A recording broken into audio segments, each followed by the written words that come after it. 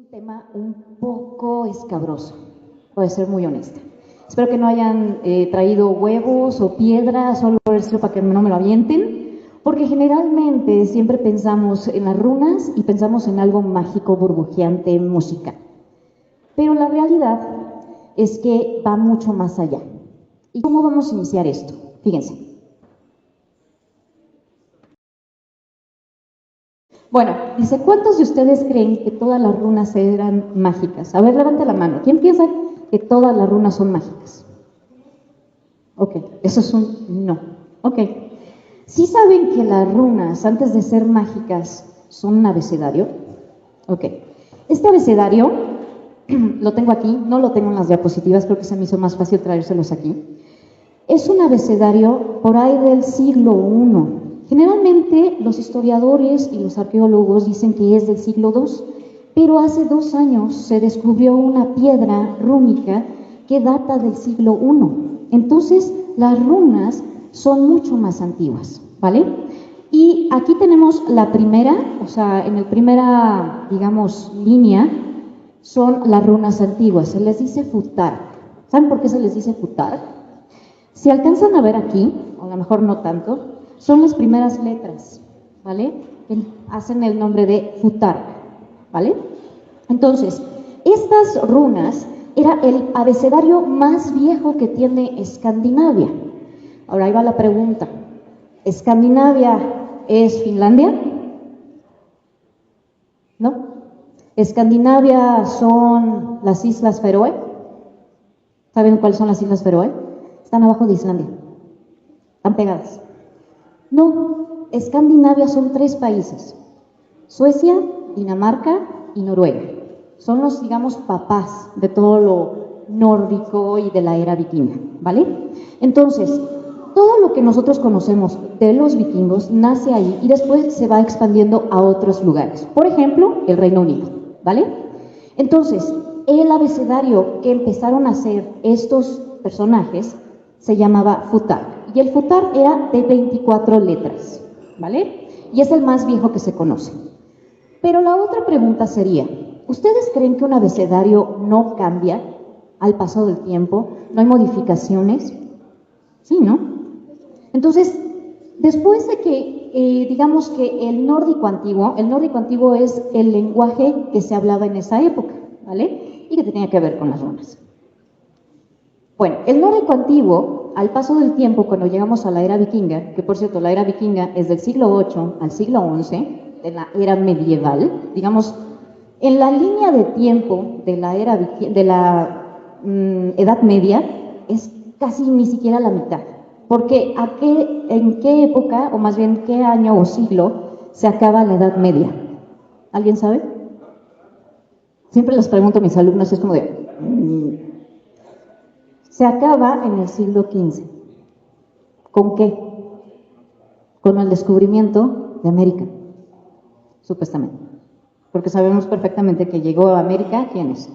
Los vikingos, en el 993, por ahí. Me puedo equivocar un poco en las fechas.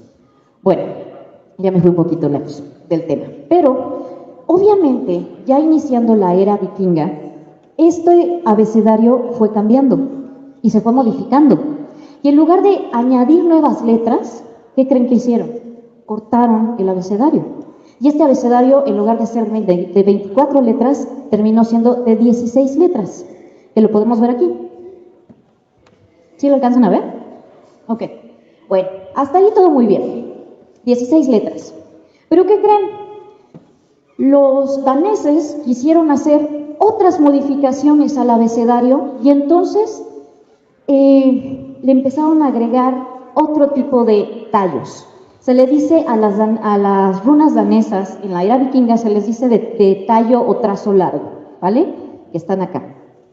Y luego los suecos con los noruegos dijeron, si los daneses ya empezaron a hacer esto, nosotros también vamos a modificarlo. Entonces modificaron las 16 runas y las tenemos acá. Y se les conoce como de trazo corto, ¿vale? Pero ¿qué creen? No nada más quedaron así, o sea, se hicieron unos revoltijos impresionantes. Esto que ven aquí se les dice las runas que no tienen como palito, solamente, digamos, los puntos. ¿Sí? Esto es en Suecia, exactamente en esa misma época, pero se tiene muy poca información de ellos, pero también se escribía así, ¿vale? ¿Y qué creen? Gracias a todo eso, en la era vikinga, en el Reino Unido, también empezaron a hacer su propio, digamos, abecedario rúnico, pero su abecedario rúnico no era de 24 ni era de 16 letras, era de 33 o incluso de 30 a 39, no se sabe en específico, pero lo que más se ha encontrado son, digamos, como más cercano, son estas de 33, que son las sajonas, las runas sajonas, ¿vale? Bueno, ¿hasta ahí vamos bien? No les hice revoltojos, nada, todo perfecto. Muy bien. Bueno, entonces quedamos que es un abecedario, y ese abecedario fue cambiando y modificándose. ¿Pero qué creen? O sea, cuando está la era vikinga, también entra el cristianismo. El cristianismo en Escandinavia fue en algunos lugares muy complicado, en otros no tanto. Pero llegaron con, bueno, digamos que el cristianismo trajo el abecedario latín, el latín, ¿vale? Entonces, todo mundo pensamos que cuando las runas se encuentran con el abecedario latín, bueno, del latín, se desaparecen las runas y se toma en cuenta nada más el latín, el abecedario latín. Y la verdad es que no es cierto. Por lo menos duraron 3 siglos conviviendo juntos, ¿vale? Eso es algo que la gente no se pone a pensar, que no es que hayan desaparecido las runas cuando llegaron al cristianismo. Simplemente se modificaron y convivieron constantemente por 3 siglos. Pero ahí les va una cosa. Las runas se utilizaban de manera rápida. ¿Por qué? Una runa, generalmente, lo que hacían era tallarlas en madera. La pregunta ¿es fácil tallar en madera algo? Porque tiene vetas, ¿no? Y si tú no te fijas bien en las vetas, cómo van, en el momento que trazas algo, no sale. O sea, se puede, ¿cómo se puede decir? Le sale, ¿cómo se dicen? Las astillas, exacto. Se astilla, entonces no funciona. Entonces, ¿por qué los símbolos son así? ¿Por qué las letras son así? Porque seguían el patrón de las vetas. No es porque quisieran hacerlo más fuerte y más impresionante las runas, era porque era más sencillo seguir las líneas y no lastimar la madera, ¿no? Ahora, todo el mundo nos ponemos a pensar, seguramente es que las inscripciones que nos encontramos de las runas tiene que ver con algo mágico musical. No. Las primeras que se han encontrado, que se las voy a mover, las diapositivas. Las primeras que se han encontrado son muy sencillas. Me voy a levantar tantito. Por ejemplo, esta que tenemos aquí es un peine. ¿Qué creen que diga el peine? Dice, las runas fueron la forma más antigua de escritura en Escandinavia, un sistema adaptado a materiales locales, madera, hueso, metal. Este es el peine de Vimose, del 160 después de Cristo. Y la inscripción rúnica se considera que es la inscripción rúnica más antigua. Y lo que dice aquí es simplemente de propiedad de Juanito. Es como cuando estamos en el trabajo y le ponemos al topper el nombre para que no se vuela nuestra comida. Es lo mismo, ¿vale?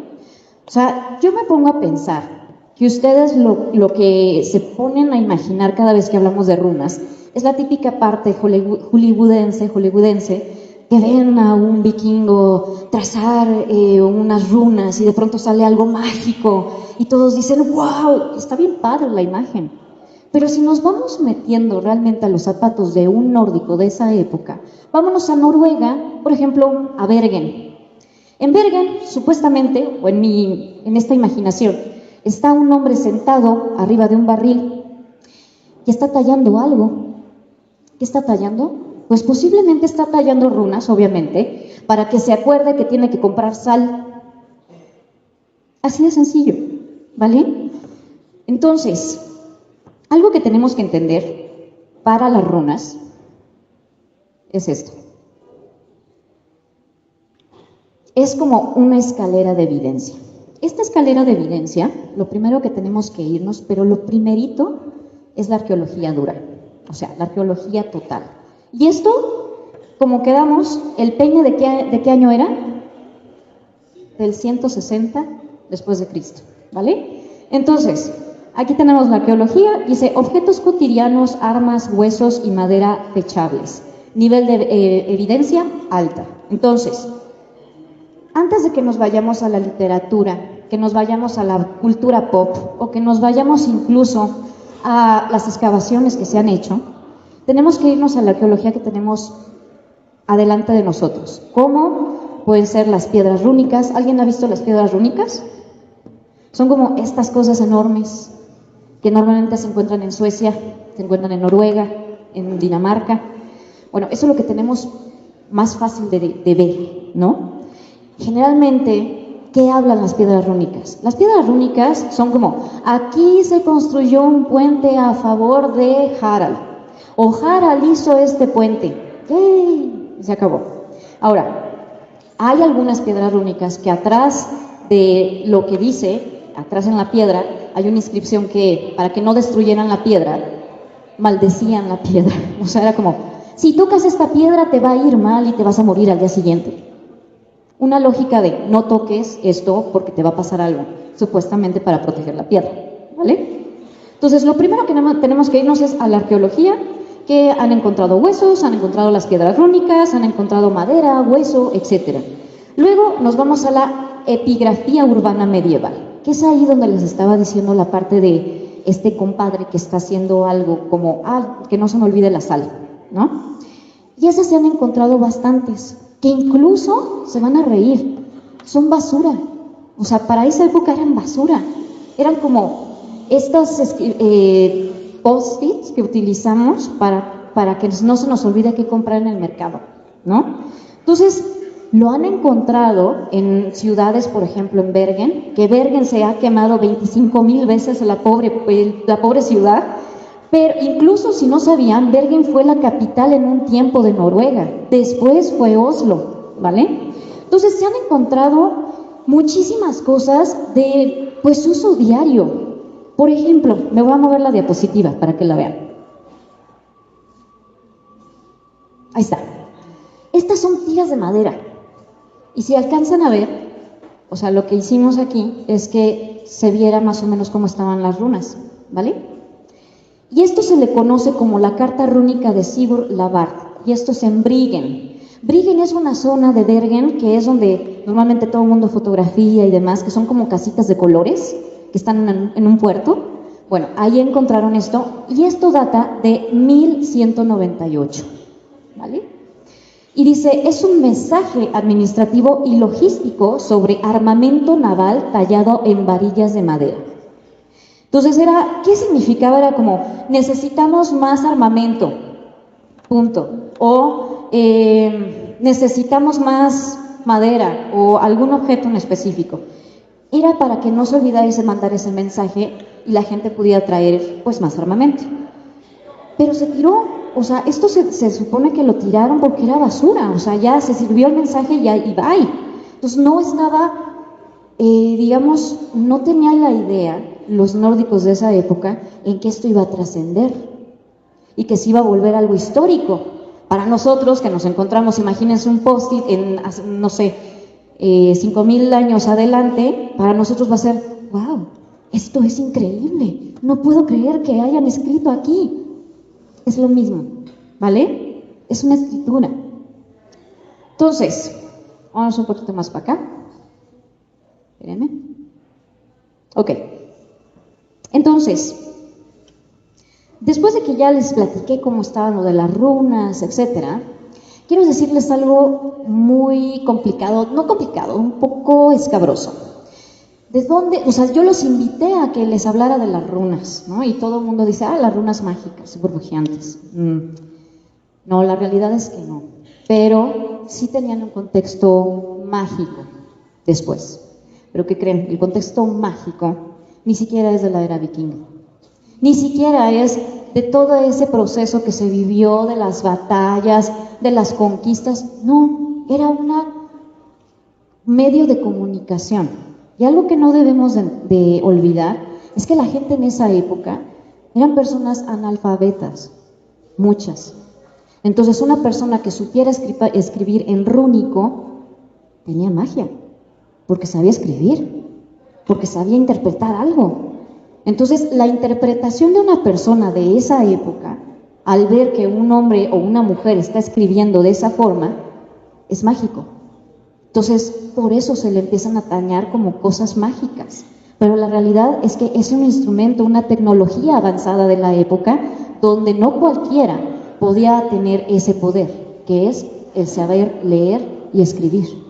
Entonces imagínense una persona que está escribiendo un mensaje para enviar, no sé, provisiones de algo, y una señora está viendo que está escribiendo esto en una madera, y la manda a otro pueblo, y resulta que el que recibe esa madera la entiende. Entonces la señora dice, esto es magia, ¿cómo es posible? Esa es la realidad, ¿vale? Ahora, estaba pensando qué más platicarles sobre las runas antes de iniciar la parte mágica. Es más, la voy a iniciar con esto. Espérenme, déjenme mover la diapositiva. Ahí está. Bueno, pues ya hablamos de la parte, pues, técnica, histórica, real de las runas. Sabemos que es un medio de comunicación, que es una tecnología muy avanzada para esa época. Pero también había ciertas cosas o ciertos escritos rúnicos que tenían contextos mágicos. Por ejemplo, tenemos el cráneo de Rivik. El cráneo de Rivik, que data del 725 aproximada o 760, es la evidencia más temprana de digamos, simbología de protección. ¿Qué era esto? Era un pedazo de cráneo, como lo pueden ver aquí. Y ese pedazo de cráneo tenía inscripciones rúnicas, como las ven aquí, así. Bueno, era para que no tuvieran dolor de cabeza. Así de sencillo, era para protegerse del dolor de cabeza. Porque tenían la idea de que este pedacito de cráneo les iba a ayudar, lo traían, porque para eso trae como entradita, para que lo pudieran traer colgado, ¿no? Entonces, esto decían que existía un enano o algo parecido, que era el que provocaba los dolores de cabeza. Entonces, por eso mismo se hacen este tipo de cosas. Para nosotros lo vemos muy macabro, tal vez, pero para ellos era un día a día. Es como la doñita que nos da, no sé, no se me ocurre algo, pero las típicas, la tradición de, oiga, es que me duele mucho la cabeza y necesito que me dé algo. Ay, sí, no te preocupes, te doy la florecita de tal, o te doy el cristal de tal, lo que sea, es lo mismo, ¿vale? Obviamente en un sentido un poco más macabro, pero era para protección, y se conoce que es una de las primeras, pues, objetos que se le dice apotropaico, que significa apotropaico, es para protección de algo, ¿vale? Entonces, esto, por ejemplo, si tienen duda, es un hallazgo que se encontró en Dinamarca. Esto nos da pie a entender que las runas sí tenían un contexto mágico, pero ojo, una sola runa no significaba que fuera mágica, ¿vale? Porque todos estamos muy emocionados cuando nos leen, por ejemplo, el Haugaman, que es cómo Odín se sacrifica para obtener las runas y el conocimiento del universo. Bueno, sí, está bien padre, bien bonito, pero eso que nosotros leemos está escrito siglos después de que acabó la era vikinga. Estamos hablando del siglo XIII, más o menos, y la era vikinga acaba en el siglo XI. Entonces sí vemos la diferencia de cuántos años pasaron y cuántas lagunas existen entre esos siglos para que la gente dijera, bueno, esta es la idea, ¿no?, que se tenía de la era vikinga, el concepto de la era vikinga, las ideologías, etcétera. Pero ¿cómo le doy vida a eso después? ¿Cómo saco esa información y le doy vida en el siglo XIII? Pues tenemos eruditos como Snorri Sturluson, en un ejemplo, que él escribió la Eta menor. Si ustedes leen las Etas, están muy manipuladas en cierta forma por la época. No están escritas en el siglo de la era vikinga, están escritas mucho después y tienen contextos cristianos, ¿vale?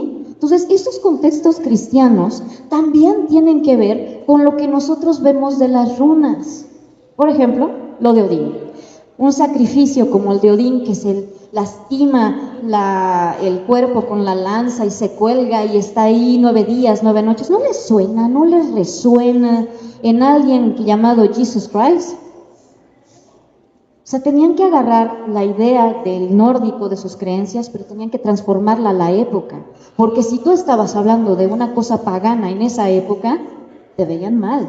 Tenías que transformarlo, mediarlo y hacerlo que la gente pudiera leerlo sin problema. ¿Vamos bien? Entonces, les voy a platicar algo que tiene que ver con las runas, por qué se volvieron tan populares y por qué ahora todos los leen. Ojo, no se trata de atacar a la gente que crea en eso. No, esto no se trata de eso, ni tampoco se trata de reírse de sus ideas tampoco, porque son pensamientos y la gente lo hace. O sea, la gente busca la verdad en las runas, busca el conocimiento, busca si se va a casar, o si va a tener un empleo, o si qué va a pasar de su vida. Sí, algo que debemos entender es que los humanos siempre estamos ávidos de obtener el control de las cosas, y lo que está fuera de nuestro control nos saca de onda, nos saca de balance. Entonces, por eso es que existen estas necesidades de, por ejemplo, las runas. Las runas, ¿cuándo se empezaron a leer? ¿O cuándo les dieron connotaciones mágicas por letra? No como lo que tenemos aquí, ¿sale? Existe un personaje que no sé dónde dejé la libreta. ¿Me puedes pasar la libreta? Porque la dejé allá. Disculpen, no todo lo tengo mediado. Hay mucha información que luego la tengo que escribir. Pero esto, antes de que me lo entreguen, se los voy a platicar. Esto empieza en 1902, con un tal Gunnar, creo que se llamaba Gunnar von... Pásenme tantito. Gracias. Sí. Acá está. Guido von List. ¿Alguien lo conoce? ¿No? Bueno, pues él era del movimiento Volkisch, que tiene que ver con los arios. ¿Alguien sabe de los arios? ¿Alguien sabe qué pasó en la Segunda Guerra Mundial con los arios y demás? Bueno, este señor supuestamente tenía un problema de cataratas y cuando lo operaron, que no podía ver bien, tuvo una visión. Y esa visión es que vio a las runas interpretadas y eran, en lugar de 24, 16 o todos los movimientos que hemos visto, era de 18 runas.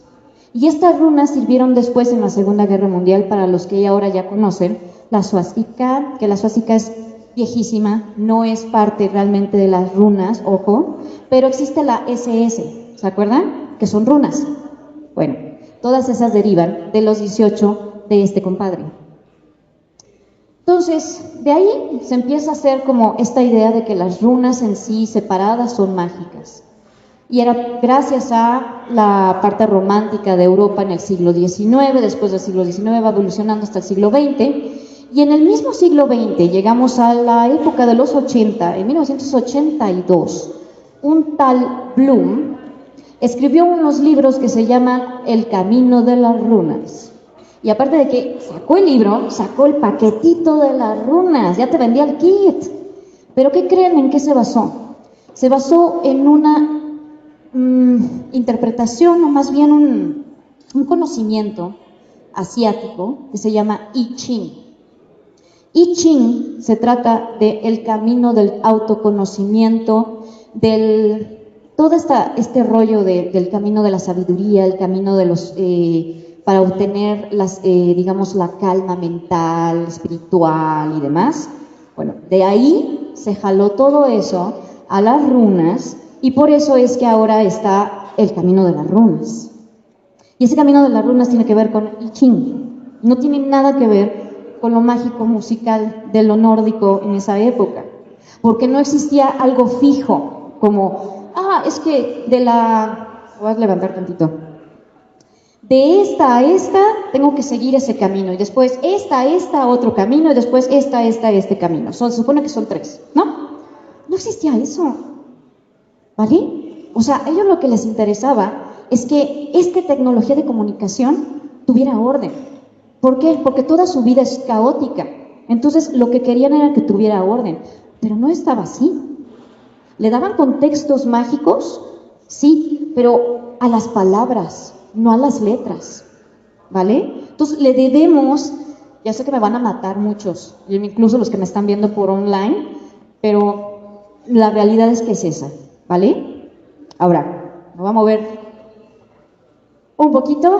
Por ejemplo, nada más para acabar esta parte, tenemos aquí otra que se llama el amuleto de Pispegata, que es de la Edad Media, es una lámina de plomo, esta está en Oslo, demuestra que la magia medieval no siempre era pagana pura. Ahí les va. Sí estamos en la época medieval, sí, pero ya no es la era vikinga. ¿Qué creen? Aquí hay una mezcolanza de gracias Odín, por favor, protégeme, por favor, Jesucristo, protégeme, y por favor, no sé, Ángel Rafael, protégeme. Y es rúnico.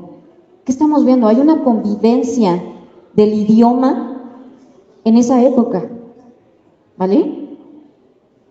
O sea, las runas se utilizaban para mensajes rápidos. El latín, como era mucho trabajo, el sacar, matar a la ovejita, el sacarle la piel, el ponerla y luego sacar el pergamino, pues ¿cuánto se gastaban? ¿Vale? Entonces era más fácil agarrar un pedacito de piedra, un pedacito de madera y poner, oye, güey, aquí estoy, ¿no? Aquí te veo. Esa es la realidad de la comunicación y de la parte rúnica, ¿vale? Pero vámonos a algo más, otra cosa que ya estoy por terminar, ya voy. La parte mágica musical que seguimos hablando eran palabras. Hay una en específico de las sagas islandesas que quiero compartir con ustedes, que hay una saga que se llama Egil Saga. Egil Saga, dentro de esta saga, Egil era un maestro de las runas, sabía cómo utilizarlas de manera mágica. Ojo, no palabra, no letra por letra, sino palabras. O sea, era una persona que sabía escribir y sabía leer. Así de sencillo. Entonces, él llega a una aldea donde le dicen que hay una mujer, Helga, que está enferma y va y la ve y le dice que le había pasado, que ella está enferma y que no sé qué. Resulta que debajo de la cama encuentra un pedazo de hueso de ballena que vienen unas runas talladas que se supone que eran para que mejorara. Pero aquí hay un error ortográfico magical. El señor que lo había hecho tuvo un error ortográfico, entonces por eso en lugar de ayudarla, se estaba muriendo la señora o la chica. Entonces, ¿qué hace Egil? Egil talla el hueso, lo quema lo que está mal escrito y lo vuelve a hacer. Y mágicamente se cura. ¿Quién nos va a entender eso? La persona que tiene un conocimiento de escritura y sabe leer, tiene el poder. Las sagas nos hablan mucho de eso. También vemos toda esta magia de las runas de esa forma, de la forma de interpretarlas como un método de comunicación mágico en algunas formas, pero no es solamente el símbolo, es el completo. O sea, es como decir un encantamiento. ¿Me explico? O sea, no es solamente, no, es que Feju, por ejemplo, que la tenemos aquí, la asocian con riqueza, la asocian con Freya, etcétera. La realidad es que no es así. Si yo pongo una F, así como la que tienen aquí, no va a salir rayos, no van a salir estrellas, no. Tengo que hacer un conjunto de palabras que digan algo, que tengan un significado. Entonces ahí sí le doy un contexto mágico. ¿Os quedó claro lo de las runas? ¿No me van a matar? Bueno, ahora me voy rapidísimo a estos queridos símbolos. ¿Los conocen? Se llaman Galdrastafir. Galdra significa magia, Stafir, bastón, o sea, los bastones mágicos. Mucha gente los asocia con que son runas secretas. No, son simbolismos, son sigilos. ¿De dónde vienen? De Islandia. ¿De qué año son? Son incluso el libro, el grimorio más conocido y famoso que se tiene, que vienen también estos símbolos, que lo tienen aquí, se llama Galdrabók, que significa el libro de magia o encantamiento, ¿vale? Y el Galdrabók es de 1600. ¿Cuántos años pasaron? Estos símbolos no tienen nada que ver con las runas. Son símbolos que se crearon en Islandia porque estaban lejos de todo, tenían tiempo para crear lo que se les viniera en gana. Y ustedes se van a poner a pensar, es que seguramente los utilizaban para una maldición, para hacer algo. Sí, algunas veces, pero la verdad es que eran para cosas cotidianas. Por ejemplo, me hace falta mantequilla, voy a crear este sigilo para que haya más mantequilla. El vecino se llevó 3 ovejas, le voy a maldecir esta puerta para que no se vuelva a volar mis ovejas.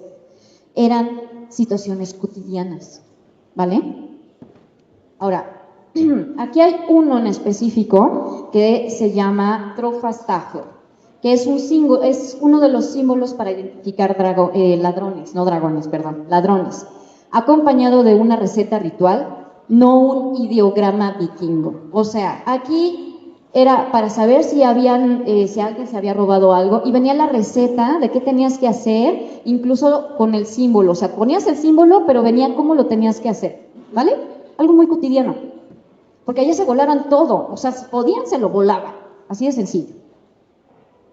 Y luego tenemos los 2 lenguajes gráficos. O sea, vemos a la runa, que ya hablamos de ella, cómo hacían los cortes, cómo eran los cortes diagonales, cómo se decían futar, que por cierto, run significa secreto o mensaje oculto. Eso es lo que significa run, ¿ok? Ahora, de este lado tenemos los Galdrastafir, y son diseños radialmente con lógica de sigilos esotéricos europeos en un sistema visual ritual. Se activa, no se lee fonéticamente. O sea, no es las runas que se leen fonéticamente. Aquí se ponían, se activaban, se trazaban, ¿vale? Y luego conocemos a este tatuaje. Bueno, es que todo el mundo conoce este tatuaje que se han puesto 20,000 personas, incluso Björk, si la conocen, tiene uno aquí. Y todo el mundo, ay, es que tengo la brújula vikinga. Si les dijera que esto es del 1860, que se encuentra en un manuscrito en un manuscrito que se llama Huld. Lo encontraron y vieron este símbolo por primera vez.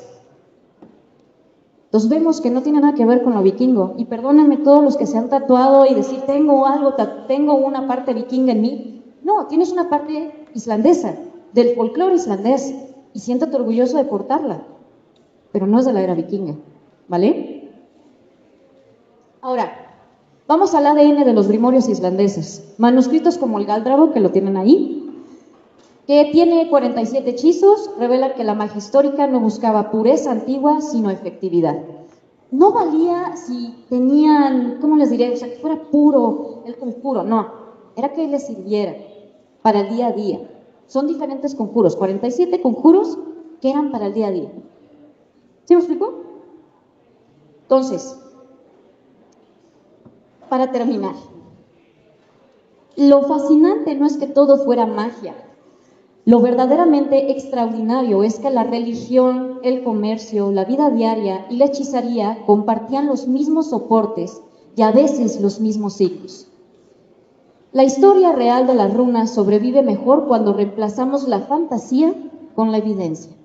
Para esto, quería yo recomendarles, vienen 2 libros aquí, que es el Galdrabok de Kári Paulson, es un colega que respeto mucho, que sacó, o más bien volvió a sacar el Galdrabok explicado de una forma más sencilla para todos. La pueden conseguir en la editorial Hildrich en internet, y también del mismo autor, con también colaboración con Georgias Sototeti, sacaron los Galdrastafir, que son los símbolos que vieron, ¿vale?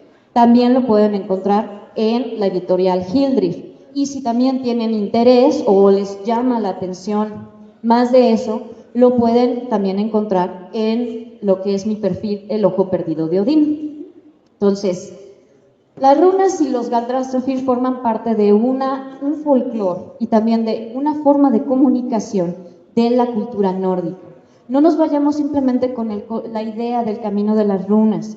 La idea del camino de las runas es mucho más moderno a lo que antes acostumbraba, que era un medio de comunicación de diferentes formas. Muchísimas gracias.